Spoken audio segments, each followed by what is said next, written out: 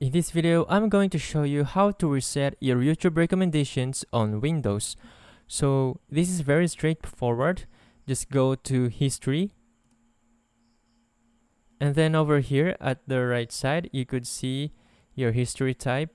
If you click on Watch History, there is an option here to clear all watch history.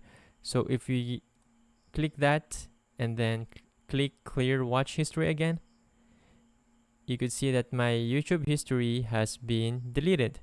And now, when I go back to YouTube, all of the video recommendation has been reset.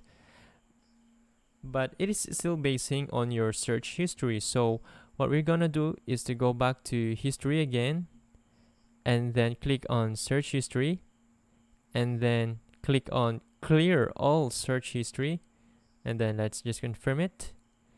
And if we return to YouTube, it's gonna be reset. Although of course it will still recommend videos based on your activity on Google. And that is how you reset your recommendations on YouTube. If this video helped you out, please consider leaving a like and let me know in the comments if you have any questions. Have a good day.